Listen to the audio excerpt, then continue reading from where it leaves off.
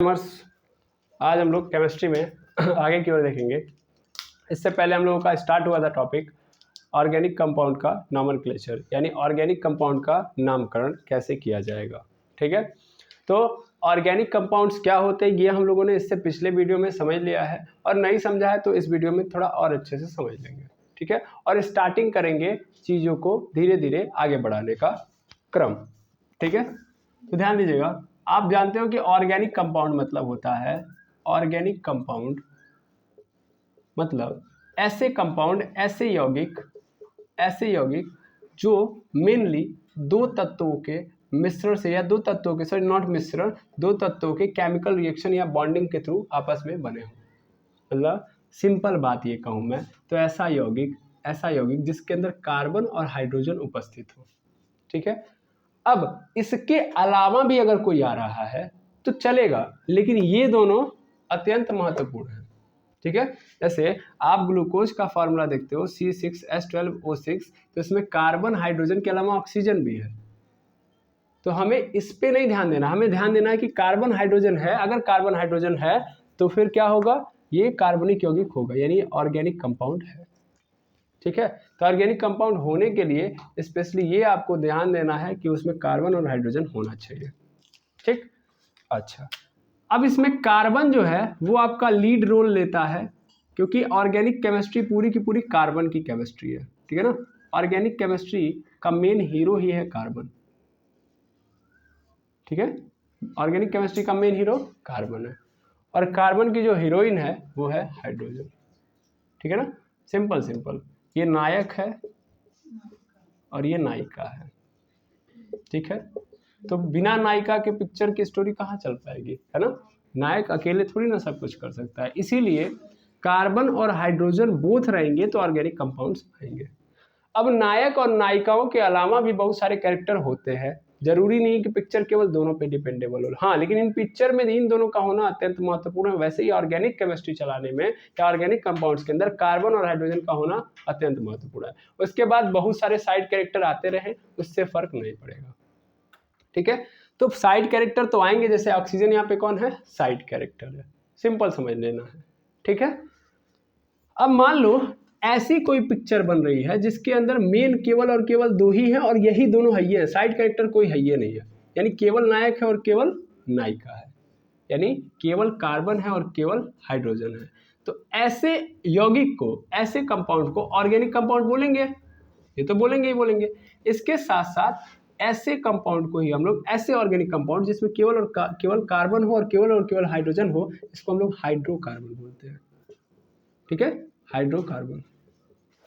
फिर से organic compound मतलब कार्बन हाइड्रोजन होना ही चाहिए। चलिए देखिएगा, तो ऑर्गेनिक कंपाउंड मतलब कि कार्बन हाइड्रोजन हो, उसके अलावा ऑक्सीजन हो, नाइट्रोजन हो, पोटेशियम हो, कुछ भी हो चलेगा, वो ऑर्गेनिक कंपाउंड है। लेकिन ऐसा ऑर्गेनिक कंपाउंड जिसमें केवल और केवल कार्बन हो और केवल हाइड्रोजन है, उसके अलावा कोई साइड कैरेक्टर नहीं है, तो उसको हम लोग क्या बोलते हैं, हाइड्रोकार्बन बोलते हैं। ठीक है, अब मैं अगर यहाँ से इसकी कहानी को आगे बढ़ाऊं तो हमको आज पढ़ना ही है हाइड्रोकार्बन के बारे में। ठीक है ना, यानी ऑर्गेनिक कंपाउंड की हम सबसे पहले शुरुआत करेंगे तो हाइड्रोकार्बन के बारे में, क्योंकि हाइड्रोकार्बन यदि हमने समझ लिया, यानी नायक और नायिका के बारे में समझ लिया, तो फिर स्टोरी अपने आप समझ में आने लगेगी। फिर साइड कैरेक्टर ऐड भी मैं करूंगा तो मुझे ये पता है कि नायक का रोल कैसा होता है, यानी ये हीरो क्या काम करेगा और हाइड्रोजन क्या काम करेगा। ठीक है, बिल्कुल। तो चलिए हाइड्रोकार्बन आज हम पढ़ते हैं।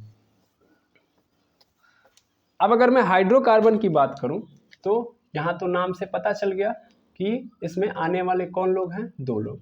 हाइड्रो से हो गया हाइड्रोजन, और कार्बन से क्या हो गया, कार्बन। हाइड्रोजन मतलब H और कार्बन मतलब C।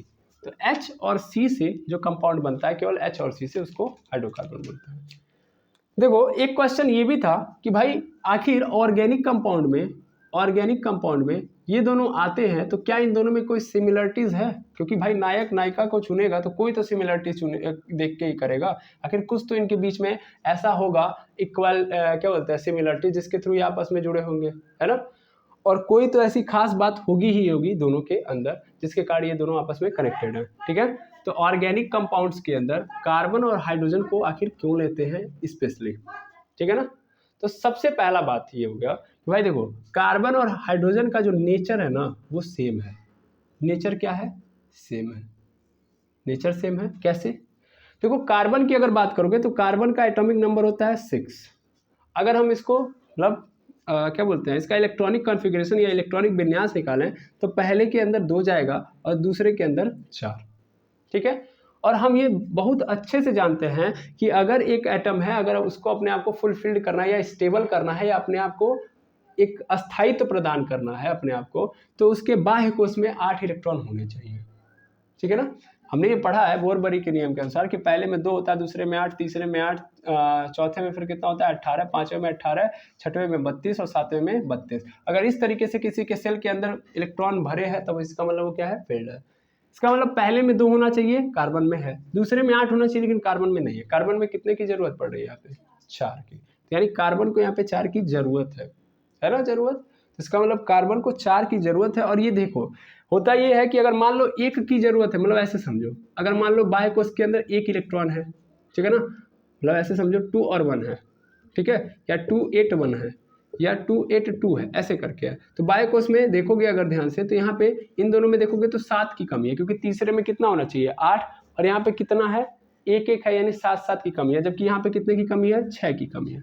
तो यानी 6 इलेक्ट्रॉन इनको लेना पड़ेगा। तो ऐसे एटम जिनको रिक्वायरमेंट ज़्यादा होती है, यानी इनकी रिक्वायरमेंट या जिनके बाह्य कोश में इलेक्ट्रॉनों की संख्या 1 2 3 तक होती है, वो इलेक्ट्रॉन किसी से मांगते नहीं है, यानी वो एटम किसी से इलेक्ट्रॉन मांगते नहीं बल्कि अपना इलेक्ट्रॉन खुद त्याग देते हैं, क्योंकि सबसे आसान है। अगर ये 1 हटा देगा तो केवल इसका एक ही कोश बचेगा और इसके पहले कोश में 2 हो जाएगा तो काम खत्म। यानी अगर एक ही कोश है तो उसमें कितना होना चाहिए 2, तब ये स्टेबल हो गया। अगर ये इसको हटा देगा तो केवल 2 और 8 बचेगा और 2 और 8 पे फिर से क्या हो जाएगा स्टेबल। यानी 2 कक्षाएं हैं, पहले में 2 दूसरे में 8, स्टेबल हो जाएगा। ऐसे ये भी 2 को हटा देगा तो 2 और 8 ईजी हो जाएगा। कहाँ 6 ठो मांगेगा, कहाँ 7 ठो मांगेगा, उससे बढ़िया क्या है कि अपना जो है बैलेंस सेल के अंदर इलेक्ट्रॉन उसको क्या कर दे, डोनेट कर दे। सबसे ईजी है ना, बिल्कुल। तो ऐसे क्रम में आपको याद करना पड़ेगा कि बाह्य कोश में यदि कितने इलेक्ट्रॉन हैं बाह्य कोश में, यदि 1 2 3, तो इसका मतलब वो क्या होगा उनको जो जिस भी एटम, कोई भी एटम है उसके अगर बाह्य कोश में 1 2 3 इलेक्ट्रॉन है तो इन इलेक्ट्रॉनों का क्या होगा, इलेक्ट्रॉनों का त्याग किया जाएगा, है ना। यानी एटम क्या करेगा, उनको त्याग देगा। त्याग देने के बाद वो क्या होगा, एटम किस में कन्वर्ट हो जाएगा, पॉजिटिव आयन में। जब इलेक्ट्रॉन हम देते हैं तो हमारे ऊपर कौन सा चार्ज आता है, पॉजिटिव, यानी आयन के रूप में कन्वर्ट हो जाएगा और अपने ऊपर पॉजिटिव चार्ज लेके आएगा। 1 निकाल के दिया तो 1 पॉजिटिव चार्ज, 2 निकाल के दिया तो 2 पॉजिटिव चार्ज, 3 त्याग दिया तो 3 पॉजिटिव चार्ज। ऐसे ही अगर कोई एटम है और उस एटम के बाह्य कोश के अंदर, ये थोड़ा सा छोटा मोटा जानकारी है लेकिन जरूरी है। अगर कोई एटम है जिसके बाह्य कोश के अंदर कितना इलेक्ट्रॉन है, जिसके बाह्य कोश के अंदर क्या बोलते हैं 5 6 7 इलेक्ट्रॉन है, 5 6 7 इलेक्ट्रॉन है। तो भाई ये 5 6 7 इलेक्ट्रॉन, तो ये तो त्यागेगा नहीं, 5 ठो देने जाएगा किसी को।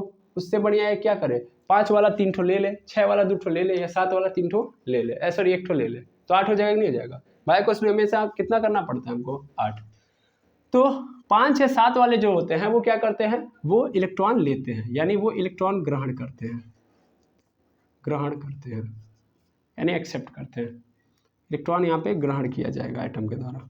और अगर इलेक्ट्रॉन ग्रहण किया जाएगा तो फिर ये एटम के ऊपर, ये एटम किसके अंदर कन्वर्ट हो जाएगा, आयन के अंदर। और कैसा आयन बनाएगा, निगेटिव आयन, यानी ये निगेटिव आयन। जितना इसने ग्रहण किया होगा उतना इसके ऊपर माइनस चार्ज आ जाएगा, ठीक है।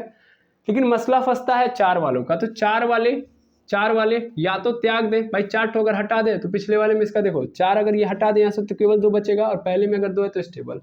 या 4 किसी से ले ले तो 8 बन जाएगा। तो ये दोनों में रहेगा, या तो 4 दे दे या तो 4 ले ले, ठीक है। तो अगर ये 4 देने और लेने की बात आएगी तो यहाँ पे ना 4 ये दे पाएगा ना ले पाएगा, क्योंकि जब भी ज्यादा नंबर ऑफ इलेक्ट्रॉन होते हैं तो देना और लेना दोनों पॉसिबल नहीं हो पाता है ना। तो थोड़ी क्या हो जाती है समस्या। जैसे ये 4 दे नहीं सकता, क्यों नहीं दे सकता, इसका कारण है क्योंकि जो कार्बन है वो क्या है, वो एक नॉन मेटल है। और नॉन मेटल के अंदर जो इलेक्ट्रॉन्स होते हैं वो क्या होते हैं, उनकी जो न्यूक्लियस, जो उनका जो न्यूक्लियस होता है उसका कंट्रोल अपने इलेक्ट्रॉनों पे बहुत तगड़ा होता है, तो डोनेट करने नहीं देंगे, ठीक है। तो कार्बन बेचारा डोनेट नहीं कर सकता, ठीक है। अब बात आती है लेने की, तो अगर लेना चाहें ये तो 4 इलेक्ट्रॉन लेना इतना पॉसिबल भी नहीं है, ठीक है ना भाई। अगर ये चाहें भी तो 4 इलेक्ट्रॉन लेना तो इतना आसान नहीं है कि 4 इलेक्ट्रॉन लेके फिर इसको एडजस्ट करा लेंगे, क्योंकि 4 इलेक्ट्रॉन अपने सेल के अंदर एक्स्ट्रा घुसा देना या एडजस्ट करा देना पॉसिबल नहीं है, ठीक है ना। उससे एनर्जी और डिसबैलेंस हो जाएगी। तो ना 4 दे सकते हैं ना ले सकते हैं, ऐसी समस्या उत्पन्न होती है कार्बन के पास, ठीक है।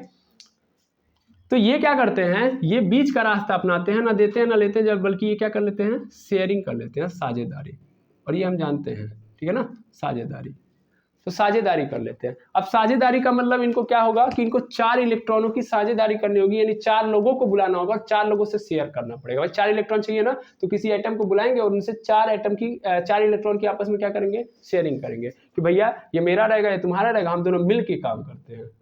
और हमेशा कार्बन जब ये करेगा तो जिस एटम के साथ करेगा उस दौरान ये होना चाहिए कि अगर इसका 8 कंप्लीट हो रहा है, ऑक्टेट कंप्लीट हो रहा है, ये स्टेबल हो रहा है, तो अगला भी क्या होगा, स्टेबल होना चाहिए। सेम सिचुएशन क्रिएट हो रही है, ठीक है। अब आता है हाइड्रोजन के पास। तो हाइड्रोजन क्या क्या होता है, 1 होता है, ये रहा 1, इसके बाय कोष में कितना होता है, 1, ठीक है। अब अगर इसका 1 होता है तो इसको क्या चाहिए, इसको अगर 1 इलेक्ट्रॉन मिल जाए, अगर 1 इलेक्ट्रॉन मिल जाए तो इसका 2 हो जाएगा, और अगर 1 इलेक्ट्रॉन दे दे तो इसका 0 हो जाएगा। तो अब थोड़ा एक प्रॉब्लम समझिएगा। हाइड्रोजन की एक दूसरी प्रॉब्लम जानते हैं क्या है, हाइड्रोजन की दूसरी प्रॉब्लम ये है कि इसका प्रोटॉन, इसके मतलब न्यूक्लियस के अंदर प्रोटॉन 1 होता है और इलेक्ट्रॉन भी क्या होता है 1, इसके पास न्यूट्रॉन होता नहीं है। अब सपोज कर लो अगर ये 1 लेके चला आया, 1 अगर लेके चला आया तो 1 प्रोटॉन 2 इलेक्ट्रॉन को कैसे संभालेगा, तो ले सकता नहीं है। और अगर ये यहाँ से डोनेट कर देता है, यहाँ से डोनेट कर देता है, तो अब इसके बाय कोष के अंदर इलेक्ट्रॉन कितने होंगे, 0 इलेक्ट्रॉन हो गए। तो अभी क्या हो रहा है, ये अनस्टेबल हो जा रहा है, समझ पा रहे हैं ना। तो या तो 0 कर दे या तो 1 इलेक्ट्रॉन ले ले, तो 1 इलेक्ट्रॉन ले लेगा तो प्रोटॉन इसका अकेले संभाल नहीं पाएगा, ये भी एक दिक्कत है, ठीक है। तो खड़े खड़े इसको 1 इलेक्ट्रॉन दे दिया जाए तो ये भी दिक्कत में पड़ जाएगा। इसीलिए ये भी क्या नेचर रखता है, ये भी शेयरिंग का। क्यों, शेयरिंग में फायदा है कि ना ये ज्यादा पैसा रख सकता है और ना अपने पास का पैसा उठा के दे सकता है। तो इससे बढ़िया क्या करता है कि वो दूसरे का इलेक्ट्रॉन शेयर कर लेता है, तो भाई दूसरे का पैसा अपने घर पे नहीं लेके आएगा, साझेदारी में रहेगा, शेयरिंग में रहेगा, तो दोनों का रहेगा, तो कंट्रोल दोनों का रहेगा तभी कंट्रोल कर लेगा। नहीं तो अकेले इसके न्यूक्लियस को उस पूरे इलेक्ट्रॉन को दे दिया जाए कंट्रोल करने के लिए तो नहीं कर पाएगा।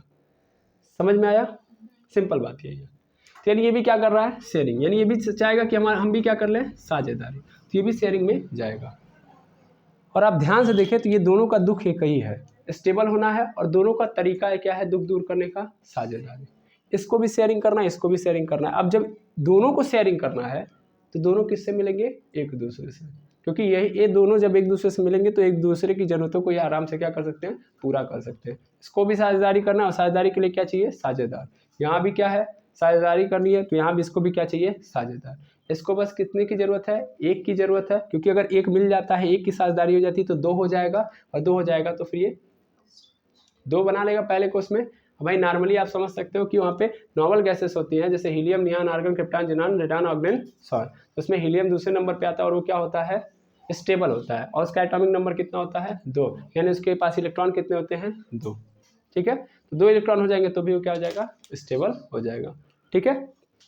तो ये 2 कर लेगा, स्टेबल हो जाएगा। तो यहाँ पे क्या नजर आ रहा है, यहाँ पे ये नजर आ रहा है कि इसका भी नेचर और इसका भी नेचर सेम है कि नहीं है। अच्छा, कार्बन की एक और बात समझो, कार्बन जो होता है यहाँ पे 4 चाहिए, इसका मतलब कार्बन को हम लोग क्या बोलेंगे, टेट्रावैलेंट। यहाँ पे पहले इस चीज को पकड़ लीजिए, जिसको इसको कितने की जरूरत है, 4 की, तो 4 मतलब टेट्रा हो जाता है, ठीक है ना। तो यहाँ पे टेट्रावैलेंट होता है कार्बन, जबकि हाइड्रोजन जो होता है वो मोनोवैलेंट होता है। मोनोवैलेंट क्योंकि ये कितने लोगों से जुड़ सकता है, सिंपल मतलब समझो, ये कितने लोगों से जुड़ सकता है, 1 लोगों से, तो इसको मोनो बोलेंगे। यहाँ पे 4 लोगों से जुड़ सकता है, ये टेट्रा हो गया, ठीक है, तो टेट्रावैलेंट। तो कार्बन को अपने आप को कंप्लीट करने के लिए 4 लोगों से साझेदारी करनी पड़ेगी, और यानी 4 इलेक्ट्रॉनों की साझेदारी करनी पड़ेगी, और हाइड्रोजन को कितने बार करनी पड़ेगी, 1, ठीक है। तो चलिए अब देखते हैं कैसे ये अपने आप को फुलफिल्ड करते हैं। तो क्या बात समझ में आ गई कि क्यों इनका नेचर सेम होता है, तो इस कारण इनका नेचर क्या होता है, सेम होता है, और इसीलिए इन दोनों को एक ही पिक्चर के अंदर डाला गया है, क्योंकि दोनों एक दूसरे को अच्छे तरीके से समझ सकते हैं, दोनों एक दूसरे के दुख को आराम से फील कर पाएंगे, ठीक है। चलिए अब देखते हैं आगे। अच्छा ये तो ठीक है कि ये शेयरिंग करेंगे, बाकी इनका क्या होगा सर, यहाँ पे डोनेट हो रहा है, यहाँ पे मतलब यहाँ पे दिया जा रहा है, यहाँ पे लिया जा रहा है, तो दिया और लिया जाने वाला क्वेश्चन जो होता है इसके द्वारा जो बंध बनता है, यानी ये दोनों आपस में मिलेंगे, इनको देना है, इनको लेना है, सॉरी समझ में आ रहा ना, ये इनको देना है, जो एटम जिनके बाइकोस में 1 to 3 इलेक्ट्रॉन है उनको देना है, और जिनके 5 6 7 है उनको लेना है। तो अगर ये लोग देंगे तो लेने वाला भी तो चाहिए। ऐसा नहीं होता कि कोई एटम अपने अंदर से निकाल के फेंक दे और जो इसका मन करे वो ले ले, नहीं, किसी को पर्टिकुलर चुनना पड़ता है और उसको क्या करना पड़ता है, देना पड़ता है। तो उस दौरान क्या होता है कि ये यहाँ में से कोई एटम इस वाले एटम को पकड़ेगा और उसको क्या करेगा, अपने इलेक्ट्रॉन डोनेट करेगा और ये वाला लेगा। तो इससे प्रॉपर क्या हो जाता है, उनके बीच में संबंध स्थापित हो जाता है, और संबंध को क्या बोलते हैं हम लोग, बॉन्ड, यानी बंध। और ये जो बंध होता है इसको हम लोग क्या बोलते हैं, आयनिक बंध। आयनिक बंध यानी जब देने और लेने से जो बंध उत्पन्न होता है उसको हम लोग क्या बोलते हैं, आयनिक बॉन्ड। ठीक है, आयनिक बॉन्ड। इसके बारे में हमारी चर्चा नहीं है, इसके बारे में हम लोग बहुत साल पहले ही पढ़ चुके हैं, तो इसकी बात हम नहीं करेंगे। अभी फिलहाल में ये जो हम पढ़ रहे हैं वो भी हम लोग 400 साल पहले पढ़ ही चुके हैं। फिलहाल में देखते हैं अब यहाँ पे क्या करना है, शेयरिंग करना है। तो एक क्वेश्चन आएगा, सर शेयरिंग करेंगे तो भी कोई रिलेशन वो होगा, बिल्कुल। मान लीजिए आप जिस क्या बोलते हैं, साझेदार को ढूंढ रहे हैं, जिस पार्टनर को ढूंढ रहे हैं, उसके साथ शेयरिंग करेंगे तो बिना जाने पहचाने नहीं कर देंगे, यानी एक जान पहचान होगी, तो उसके बाद एक रिलेशन स्थापित हो जाएगा ना कि ये मेरे पार्टनर हैं, तो उनके साथ एक रिलेशन होगा, और रिलेशन का मतलब क्या होता है, बॉन्ड। तो शेयरिंग करने से जो बॉन्ड उत्पन्न होता है उसको हम लोग बोलते हैं covalent bond. Covalent bond, covalent bond यानी कौन सा, सहसंयोजक बंध। सहसंयोजक बंध,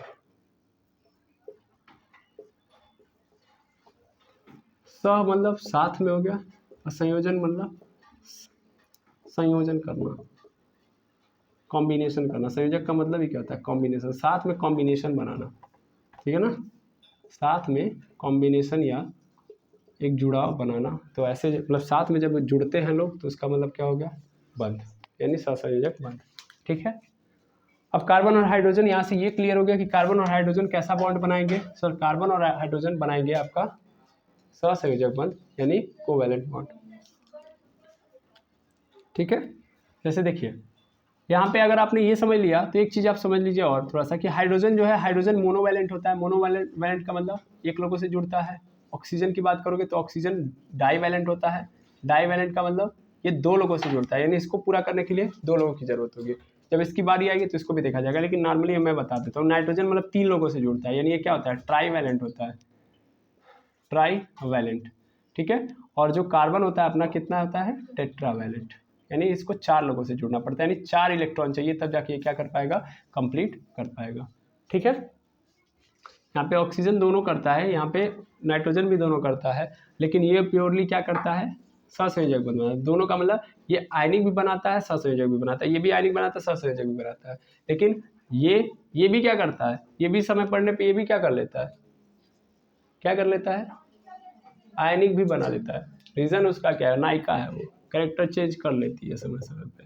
कार्बन मेन हीरो है, वो कभी चेंज नहीं होता है, ठीक है ना, वो जैसा था तभी भी और अभी भी हमेशा वैसे ही रहेगा। यानी ये क्या है, सिंपल, हमेशा आपको जीवन में मिलेगा कोवैलेंट बॉन्ड बनाते हुए। अब कोई जाके झूठ में एक्सेप्शन खोजे तो हम उसके लिए कुछ नहीं कर सकते। ठीक है, तो सहसंयोजक बंध बनाता है, इसका नेचर ऑलवेज सेम रहता है। नायिका कभी कभी बदलती है जरूरत पड़ने पर। ठीक है, तो चलिए अब आगे देखते हैं हम लोग। अगर आगे हम बात करें तो भाई हाइड्रोकार्बन की बात कर रहे थे। हाइड्रोकार्बन मतलब सिंपल हम किसी और की बात ही नहीं करेंगे, हाइड्रोजन और कार्बन, यानी ऐसा ऑर्गेनिक कंपाउंड जिसके अंदर सिर्फ और सिर्फ क्या हो, हाइड्रोजन और कार्बन हो। ठीक है, तो अब हाइड्रोजन और कार्बन की स्थिति को हम लोगों ने समझ लिया। अब थोड़ा बहुत समझते हैं कि कैसे ये बॉन्ड बनाते हैं। ठीक है, तो ध्यान दीजिएगा कि ये जो हाइड्रोकार्बन होते हैं ये रिलेशन बनाने के आधार पर 2 प्रकार के होते हैं। कितने प्रकार के, 2 प्रकार के। हाइड्रोकार्बन जो बॉन्ड बनाते हैं उस बॉन्ड के आधार पे 2 तरीके के होते हैं। एक होता है सेचुरेटेड हाइड्रोकार्बन, और एक होता है अनसेचुरेटेड हाइड्रोकार्बन।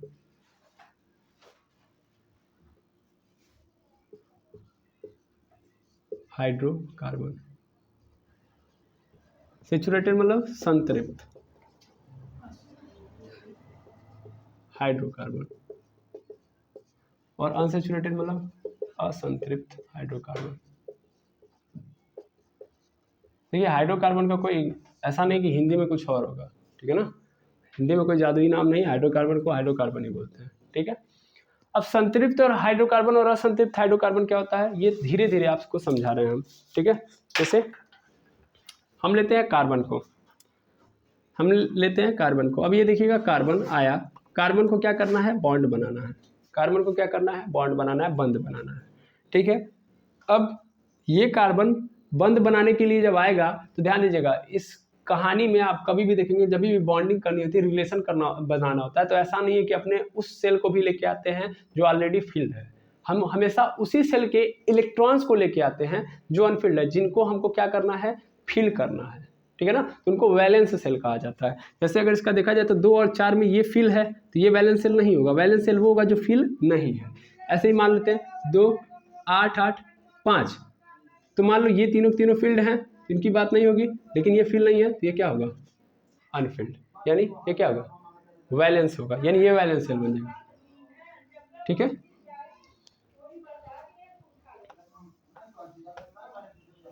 वैलेंस सेल कहते हैं। अब ध्यान देंगे कार्बन की बात को मैं थोड़ा सा और आगे बढ़ाऊं तो देखिए कार्बन है ये, ठीक है। अब कार्बन को अगर मैं देखूं तो कार्बन के वैलेंस सेल में हमको पता है कि 4 इलेक्ट्रॉन है, तो कार्बन जब बॉन्डिंग करने के लिए आएगा तो कार्बन अपने साथ कितने इलेक्ट्रॉन्स को लेके आएगा, 4। वैलेंस सेल के अंदर 4 इलेक्ट्रॉन है, यही 4 आएंगे बॉन्ड बनाने के लिए, 4 है। अब कार्बन को क्या चाहिए, कार्बन को चाहिए मदद, यानी ऐसे लोगों की मदद, ऐसे लोगों की जो 4 इलेक्ट्रॉन की शेयरिंग इससे करे। कितने इलेक्ट्रॉन की, 4 इलेक्ट्रॉन की शेयरिंग करे। तो सबसे पहले नंबर पे कौन आएगा भाई, यहाँ पे हमको पता है कि हाइड्रोकार्बन है, तो इसका मतलब इसकी मदद करने के लिए कौन आएगा, हाइड्रोजन ही आएगा। कार्बन की मदद करने कौन आएगा, हाइड्रोजन। तो हाइड्रोजन आता है इसकी मदद करने के लिए, और हाइड्रोजन आएगा तो इसके वैलेंस सेल के अंदर कितने इलेक्ट्रॉन है, 1। तो ये 1 इलेक्ट्रॉन के साथ हाइड्रोजन एक ठो आ गया। तो 1 इलेक्ट्रॉन के साथ जब आ गया तो इन दोनों ने क्या कर लिया, शेयरिंग कर लिया। शेयरिंग कर लिया, शेयरिंग का मतलब कि देखो भाई अब इस पे आज से तुम्हारा भी हिस्सा है, मतलब ये इस पे अधिकार अब तुम्हारा भी है, मतलब मेरे वाले इलेक्ट्रॉन पे अब तुम्हारा भी अधिकार है और तुम्हारे वाले इलेक्ट्रॉन पे मेरा अधिकार है। दैट इज द बॉन्ड, ठीक है, कि अब मेरा वाला इलेक्ट्रॉन तुम भी यूज कर सकते हैं, मतलब जो मेरा है वो तुम्हारा है और जो तुम्हारा है वो मेरा है, सिंपल मतलब यही है। तब हाइड्रोजन के अनुसार तो देखा जाए तो ये कार्बन का जो इलेक्ट्रॉन है ये हाइड्रोजन भी यूज कर सकता है, यानी अब हाइड्रोजन के भी पास आ गया है, और हाइड्रोजन का जो इलेक्ट्रॉन है वो कार्बन के पास भी आ गया है ना। तो इसका मतलब अब दोनों एक साथ इन दोनों इलेक्ट्रॉन का यूज कर सकते हैं। तो कार्बन का 1 तो हो गया, यानी कार्बन का भी 5 हो गया। लेकिन प्रॉब्लम क्या है कि हाइड्रोजन 1 आया है तो 5 इलेक्ट्रॉन हुए, हमको करने कितने हैं, 8। तो कार्बन फिर हाइड्रोजन से क्या करता है, मदद मांगता है, कहता है कि देखो अभी मेरे 1 हुए हैं, अभी मुझे कितने चाहिए, 3 और चाहिए तो 3 अलग अलग मुझे क्या दे दो, और हाइड्रोजन दे दो। तो फिर यही हाइड्रोजन फिर दूसरे हाइड्रोजन को बोलता है, लेकिन याद रखिएगा ये हाइड्रोजन अलग है, दूसरा वाला जो आएगा वो अलग होगा, तो दूसरा अलग हाइड्रोजन आता है, ठीक है, वो भी हाइड्रोजन है।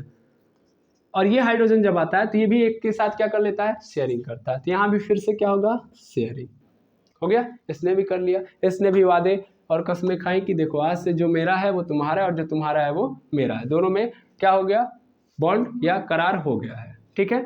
अभी कार्बन ने देखा यार 2 आ गए, ठीक है, अभी भी हमको कितने की जरूरत है, 2 की। तो 2 की जरूरत है, तो इसका मतलब फिर ये कहेंगे कि ऐसा तुम दोनों के अलावा भी हमको 2 और चाहिए, तो 2 और को लेके आओ। तो फिर ये अलग एक और हाइड्रोजन को भेजते हैं, तो एक हाइड्रोजन और आता है, फिर इसके साथ भी करार होता है, जो मेरा है वो तुम्हारा है, जो तुम्हारा है वो मेरा है, खत्म। अभी कितने हो गए इसके, देखा जाए तो 7 हो चुके हैं, अभी भी एक की क्या है, जरूरत है। तो एक और हाइड्रोजन को ये लोग भेजेंगे, तो एक हाइड्रोजन और आएगा, तो एक हाइड्रोजन यहाँ पे फिर आ गया, फिर इसके साथ फिर करार हो गया, जो मेरा है वो तुम्हारा है, जो तुम्हारा है वो मेरा है। आई बात समझ में। तो यहाँ से क्या हुआ कि यहाँ से अब देखा जाए तो कार्बन के पास कितने हो गए, इन लोगों की मदद से 1 2 3 4 5 6 7 8, कार्बन के कितने हो गए, 8। और हर हाइड्रोजन के पास, यानी इस हाइड्रोजन के पास भी 2, इस हाइड्रोजन के पास भी 2, इस हाइड्रोजन के पास भी 2, और इस हाइड्रोजन के पास भी 2, और इन सबका जो है वो सबका कार्बन के पास भी हो गया, हो गया टोटल।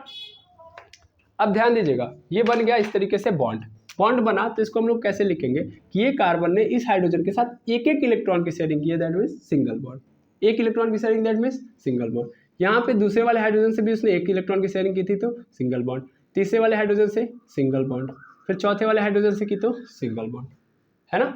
तो यानी इस तरीके से उसने सिंगल बॉन्ड बना लिया। और अगर मैं इस पूरे को समझ करके लिख दूं तो इसको क्या बोलूँगा, कंडेंस फार्मूला बनेगा वो CH4 बनेगा, CH4, ये बन गया इसका मॉलिक्यूलर फार्मूला। तो यहाँ से एक नया हमारे पास कंपाउंड उत्पन्न हो जाता है, एक नया पदार्थ उत्पन्न होता है जिसको क्या बोलते हैं हम लोग, CH4। बाद में हम इसको पढ़ेंगे कि ये क्या है, मेथेन गैस है, मार्स गैस है, इसके बारे में हम लोगों ने बात की थी, जो दलदली जगहों पे क्या होता है, पाया जाता है।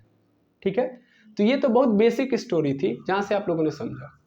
ठीक है, अब मान लीजिए कहानी चेंज होती है। अभी तो जितनी बार बुलाया कार्बन ने उतनी बार हाइड्रोजन अलग अलग आते रहे। यहाँ पे याद रखेंगे एक ही हाइड्रोजन नहीं है, वो अलग अलग हाइड्रोजन है। ठीक है ना, सेम हाइड्रोजन नहीं कर रहा है। ठीक है, अब मैं अगर आगे बढ़ूं तो ऐसा भी होगा कि मान लो ये कार्बन है, इस कार्बन ने बुलाया एक हाइड्रोजन को तो एक हाइड्रोजन आ गया, फिर एक और हाइड्रोजन को बुलाया, एक और हाइड्रोजन आ गया, इधर रखते हैं इस हाइड्रोजन को, आ गया। ठीक है, और एक दूसरा हाइड्रोजन बुलाया वो भी आ गया, लेकिन अभी तीन हाइड्रोजन बुलाए, तीनों आ गए, लेकिन चौथा बुलाया हाइड्रोजन तो नहीं आया। तो अभी कार्बन क्या रह जाएगा, इनकम्प्लीटेड रह जाएगा, इनकम्प्लीटेड। तो इस केस में कार्बन क्या करेगा, कार्बन देख लिया कि अभी हमारी मदद करने के लिए हाइड्रोजन तो आने वाला है नहीं, यानी आने से रहा, तभी हमको दिक्कत होगी। दिक्कत क्या है कि हम अभी भी स्टेबल नहीं है। तो स्टेबल करने के लिए वो क्या करेगा, स्टेबल करने के लिए वो स्वयं जैसे किसी और को बुलाएगा। है बस समझ में, स्वयं जैसे मतलब कोई एक और दूसरा कार्बन आएगा। ठीक है, और जो क्या करेगा इसकी मदद, तो वो भी आएगा, तो अपने साथ कितने लेके आएगा, चार लेके आएगा। लेकिन इस कार्बन को कितने की जरूरत है भाई, एक की, बस एक ही इससे करेगा, मतलब एक इलेक्ट्रॉन की शेयरिंग कर लिया, एक इलेक्ट्रॉन की शेयरिंग कर लिया। तो अभी देखो यहाँ पे इस कार्बन का कंप्लीट है कि नहीं है, कंप्लीट है ना, और सबका भी कंप्लीट है, इधर हाइड्रोजन का भी कंप्लीट है, यहाँ पे भी हाइड्रोजन का कंप्लीट है। अच्छा, इस कार्बन का आप देखेंगे तो ये कार्बन भी क्या कर सकता है, ये कार्बन भी देखेगा कि यार ठीक है, तुम्हारा भला तो हमने कर दिया कि तुम्हारा तो कंप्लीट है, अभी मेरे पास नहीं है, तो फिर क्या करेगा, ये भी अलग अलग टाइप के क्या बुला लेगा, हाइड्रोजन। तो हाइड्रोजन बुला, क्योंकि दूसरे तो हम बुला ही नहीं सकते ना, या तो आपको हाइड्रोजन बुलाना या तो कार्बन बुलाना, दो ही ऑप्शन है कार्बन के पास, या तो हाइड्रोजन बुलाया या तो कार्बन, क्योंकि हाइड्रोकार्बन कंपाउंड मतलब हाइड्रो और हाइड्रोजन और कार्बन, कोई और आ नहीं सकता। ठीक है, फिर यहाँ पे लेके आऊंगा मैं हाइड्रोजन, फिर यहाँ पे भी मैं लेके आऊंगा हाइड्रोजन, सबके साथ बना लिया इसने भी, इसका भी क्या हो गया, कंप्लीट हो गया, तो इसका भी कल्याण हो गया, इन सब का कल्याण हो गया। तो यहाँ पे दो कार्बन हो गए। अब अगर मैं इसको सही तरीके से लिखूँ तो यहाँ पे ये हो गया कि C और C, फिर यहाँ पे H, यहाँ पे H, यहाँ पे H, यहाँ पे H, यहाँ पे H, यहाँ पे H हो गया। तो यहाँ पे कितना हो गया भाई, यहाँ पे हो गया हमारे पास C2H6 बन गया, C2H6।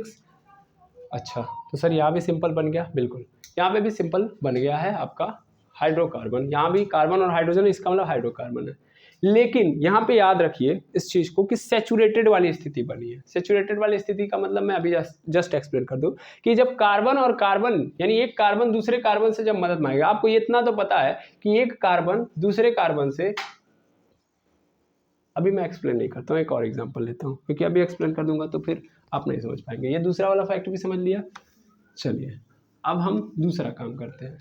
दूसरा मतलब फिर कार्बन को बुलाते हैं, फिर इसको चार चाहिए, फिर ये बुलाएगा हाइड्रोजन को, तो हाइड्रोजन आएगा, बिल्कुल आएगा, एक हाइड्रोजन आ गया, फिर एक और हाइड्रोजन है वो भी आ गया, दो आ गए। अब इससे तीसरी बार पुकारा, तीसरी बार किसी ने ना भेजा ना कोई आया, यानी कार्बन अब क्या हो गया है, फंस गया है। अभी इसको कंप्लीट होने के लिए कितने की जरूरत है, दो की जरूरत है। आई बात समझ में। और यहाँ पे हाइड्रोजन ने केवल दो ही हाइड्रोजन ने इसका साथ दिया है, अब दो देने से मना कर रहे हैं। ठीक है, तो फिर क्या करेगा कार्बन, पुनः किसी दूसरे कार्बन को बुलाएगा, तो फिर दूसरा कार्बन आएगा भाई, उसके पास भी कितने हैं, चार हैं, तो चार लेके आएगा।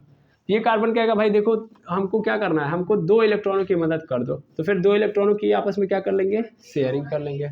ठीक है, तो दो इलेक्ट्रॉनों की आपस में क्या कर लिए, शेयरिंग कर लिए। तो इससे क्या हो गया कि इसका भला हो गया कि नहीं हो गया, इसका भला तो हो गया, इसका तो हो गया 8, लेकिन इस कार्बन का बच गया, तो ये फिर हाइड्रोजन को बुलाएगा, तो इसको दो हाइड्रोजन मिल जाएंगे, तो इसका भी भला हो गया।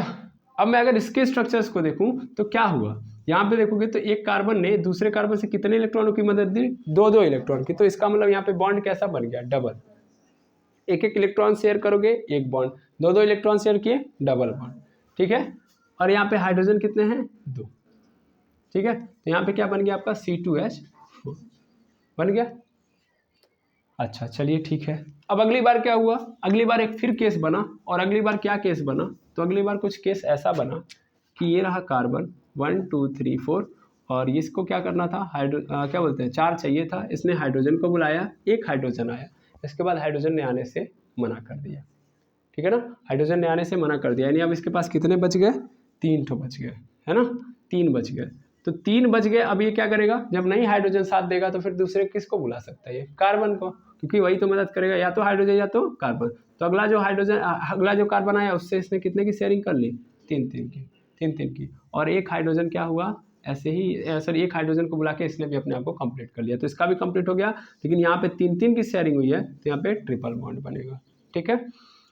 यहाँ पे फिर ये एक हाइड्रोजन, यहाँ पे एक हाइड्रोजन, तो ये क्या बन गया, 2 ठो C और 2 ठो H, तो यानी C2H2 बन गया। क्लियर है। अच्छा, एक और केस अगर मैं लेके आता हूँ, और एक केस और मैं लेके आता हूँ कि इसके पास 4 इलेक्ट्रॉन हैं, 4 इलेक्ट्रॉन में से जब ये लेके कार्बन आया तो इसने हाइड्रोजन को पुकारा और हाइड्रोजन ने बोला कि हम नहीं आएंगे, एकदम नहीं आएंगे, साफ मना कर दिया, है ना।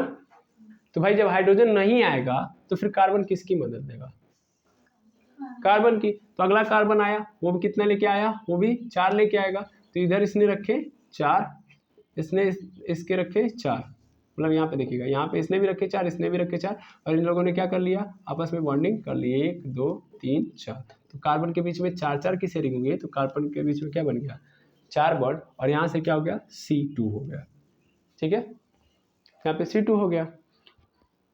लेकिन ऐसा कोई केस एग्जिस्ट नहीं किया, कोई केस ऐसा एग्जिस्ट नहीं करता। इसका रीजन, शेयरिंग भी एक हद तक, एक लिमिट तक होगी, एक कार्बन दूसरे कार्बन की मदद भी एक लिमिट तक करेगा, ऐसा नहीं पूरा डोनेट कर देगा, पूरा शेयर कर लेंगे आपस में। अगर ऐसा होगा तो फिर कैटिनेशन की प्रॉपर्टी समाप्त हो जाएगी, समझ में आई बात, ऐसा हो ही नहीं पाता, ऐसा कोई कंपाउंड एग्जिस्ट ही नहीं करता C2 टाइप में, ठीक है। यानी यहाँ पे शेयरिंग कभी 4 की हो ही नहीं सकती, एक कार्बन दूसरे कार्बन से कभी 4 बॉन्ड नहीं बना सकता, इस बात को आपको यहीं पे दिमाग में रख लेना, इसीलिए मैंने इसको बनाया। सिंगल बन सकता है, एक कार्बन से एक कार्बन के बीच में सिंगल बन सकता है, एक कार्बन से दूसरे कार्बन के बीच में डबल बन सकता है, एक कार्बन से दूसरे कार्बन के बीच में ट्रिपल बन सकता है, लेकिन एक कार्बन दूसरे कार्बन के साथ 4 नहीं बनाएगा, ठीक है, ये बात दिमाग में रखिएगा। अब जब हाइड्रोजन मना करेगा तब तक कार्बन को बुला के अपना क्या करते रहेगा, बॉन्ड बनाते रहेगा, ठीक है ना, कार्बन की मदद से बुला के अपने आप को कंप्लीट करते रहेगा, इस बात को आपको समझ लेना है, समझ आएगा। लेकिन हाइड्रोजन मदद करने के लिए आएगा या तो दूसरा कार्बन आएगा, अदरवाइज कोई एलिमेंट नहीं। तो अभी सर ये बताओ, ये जो लिखा है तब से इसका क्या मतलब है। अभी एकदम सिंपल है, अगर मान लो एक कार्बन दूसरे कार्बन के साथ सिंगल बॉन्ड बना रहा है, एक कार्बन दूसरे कार्बन के साथ सिंगल बॉन्ड बना रहा है, तो अगर वो सिंगल बॉन्ड बना रहा है तो ऐसे को ही मतलब यहाँ पे देखो कार्बन के साथ सिंगल बॉन्ड बना रहा है, हाइड्रोजन आ ही रहा है, इसका मतलब हाइड्रोजन और कार्बन आ ही रहा है, तो ऐसा का हाइड्रोकार्बन सैचुरेटेड हाइड्रोकार्बन की स्थिति में होता है, संतृप्त हाइड्रोकार्बन होता है वो, ठीक है। सैचुरेटेड मतलब एक कार्बन दूसरे कार्बन के साथ कैसा बॉन्ड बनाना चाहिए, सिंगल बॉन्ड। जबकि असंतृप्त का मतलब क्या होता है कि असंतृप्त का मतलब एक कार्बन दूसरे कार्बन के साथ डबल बॉन्ड बनाए या एक कार्बन दूसरे कार्बन के साथ ट्रिपल बॉन्ड बनाए, ठीक है। तो एक कार्बन दूसरे कार्बन के साथ सिंगल बॉन्ड बना रहा है, एक कार्बन दूसरे कार्बन के साथ ट्रिपल बॉन्ड बना रहा है, डबल और ट्रिपल, यानी इसको बोल देते हैं हम लोग मल्टीपल बॉन्ड। क्या बोल देते हैं, मल्टीपल बॉन्ड। तो अगर मल्टीपल बॉन्ड बना रहा है, यानी यहाँ पे देखो सेकंड बनाया, 2 बनाया, यहाँ पे 3 बनाया है 2 और 3 बनाया है, तो इसको हम लोग क्या बोलेंगे, अनसैचुरेटेड हाइड्रोकार्बन या असंतृप्त हाइड्रोकार्बन, ठीक है। एक बात, दूसरी बात आप याद रखना कि जो सिंगल बॉन्ड होता है as compare to multiple bond strong होता है, बहुत ज्यादा क्या होता है, स्ट्रांग होता है, समझिएगा। इतना स्ट्रांग होता है कि अगर हम इसको मतलब देखिए, ऑर्गेनिक कंपाउंड मतलब खाने वाली चीजें भी क्या होती है, उसके अंदर ऑर्गेनिक कंपाउंड होता है, यानी वो जो खाते हैं उसके अंदर ऑर्गेनिक कंपाउंड ही है।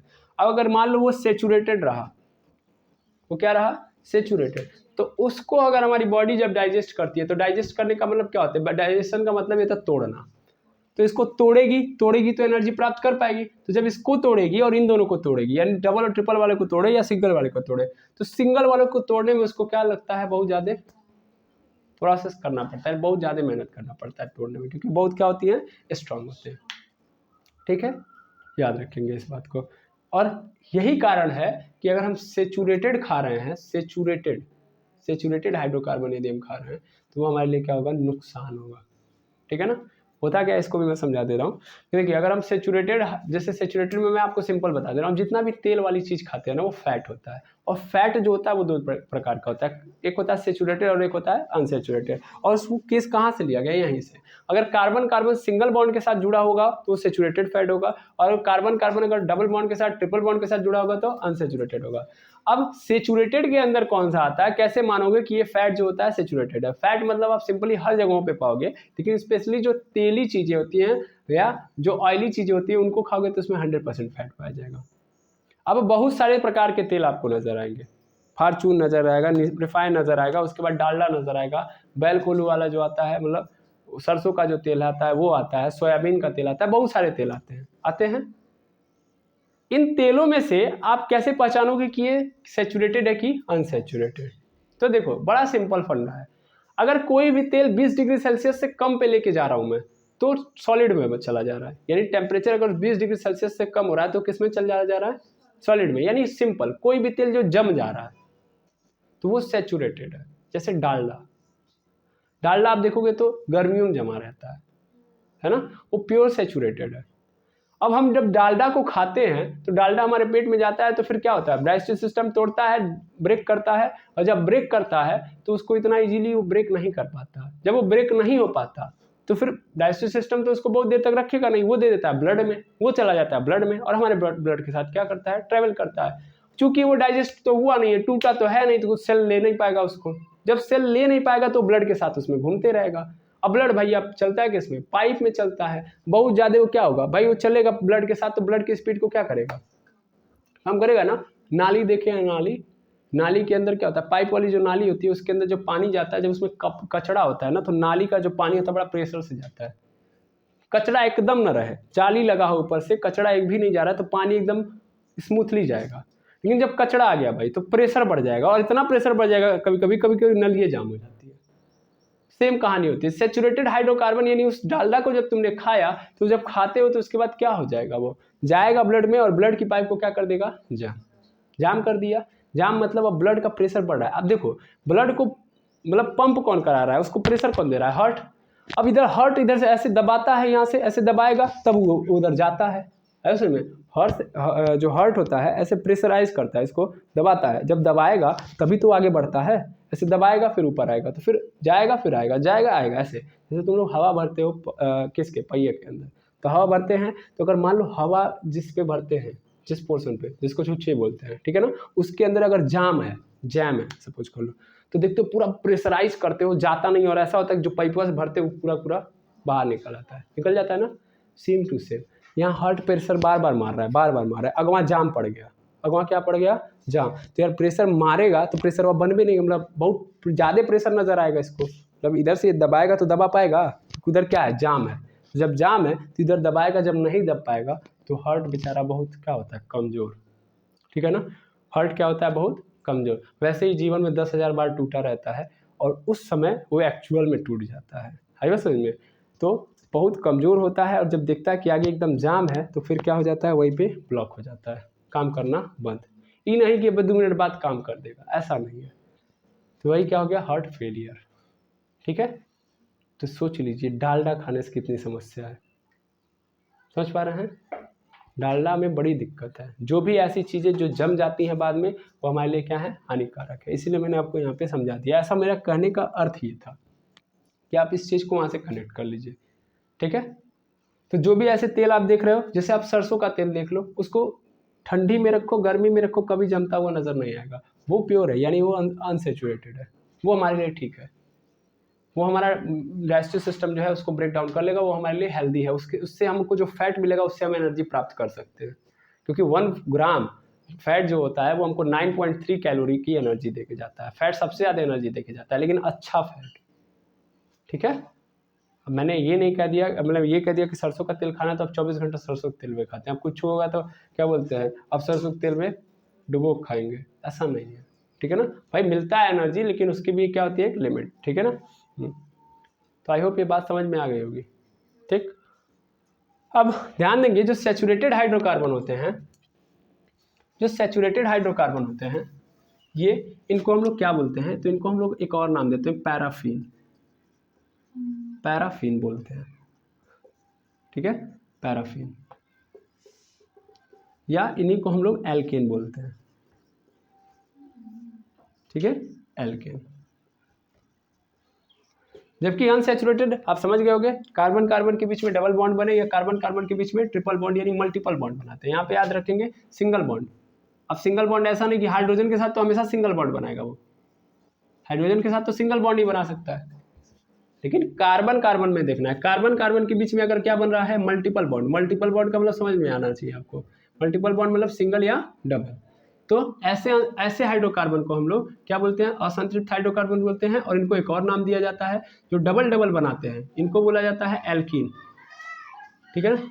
इनको क्या बोलते हैं, एल्कीन। जो डबल डबल बनाते हैं यानी कार्बन कार्बन के बीच में डबल बॉन्ड बन रहा है तो इनको बोलते हैं हम लोग एल्कीन। और जो ट्रिपल बॉन्ड बनाते हैं इनको बोलते हैं एल्काइन, ठीक है, एल्काइन बोलते हैं। तो हाइड्रोकार्बन हमारे पास मेनली देखा जाए तो 3 हो गए, एक एल्केन, एक एल्कीन और दूसरा तीसरा एल्काइन, ठीक है। तो हमको इस तरीके के हाइड्रोकार्बन मिलेंगे। सबसे पहले हम लोग यही पढ़ेंगे कि कार्बन और हाइड्रोजन के कंपाउंड। जब हम ये पढ़ लेंगे तो फिर मिक्स करना स्टार्ट करेंगे और तब जाके आईपीएससी को हम लोग बुलाएंगे, ताकि मिक्सअप जब हो जाएगा तो नाम लिखने में मजा आएगा, ठीक है। लेकिन बेसिक स्ट्रक्चर आपको हाइड्रोकार्बन पढ़ना पड़ेगा, तब जाके आप बाकी चीज़ों को मिक्स करके फंक्शनल ग्रुप, सब्स्टिट्यूएंट, क्या बोलते हैं, साइक्लो, नहीं साइक्लो, ये सब चीज़ें आप बाद में पढ़ पाओगे, लेकिन जब सबसे पहले ये पढ़ोगे। I am saying that cyclo not psycho, ठीक है। तो आई होप ये बात समझ में आ गई होगी। सेचुरेटेड हाइड्रोकार्बन और अनसेचुरेटेड हाइड्रोकार्बन यानी हाइड्रोकार्बन आपको समझ में आ गया होगा। तो अब क्वेश्चन आता है कि इनके सर नाम को कैसे लिखते हैं, क्या ये इतने ही हैं, अभी क्या स्ट्रक्चर ऐसा ही है, नहीं। तो अभी हमको देखना है इनकी सीरीज को। एल्केन का पूरा एक ग्रुप है, पूरी फैमिली है एल्केन की, वैसे ही एल्कीन्स की पूरी फैमिली है, वैसे ही एल्काइंस की पूरी फैमिली है, एक सीरीज बनाते हैं सब। और ये पढ़ेंगे हम लोग नेक्स्ट टॉपिक में, जिसका नाम है होमोलोगस सीरीज, ठीक है, समजातीय श्रेणी। तो उसके अंदर हम लोग नेक्स्ट क्लास में पढ़ेंगे। आज के लिए इतना ही, मिलते हैं नेक्स्ट वीडियो में। Thank you very much एमर्स।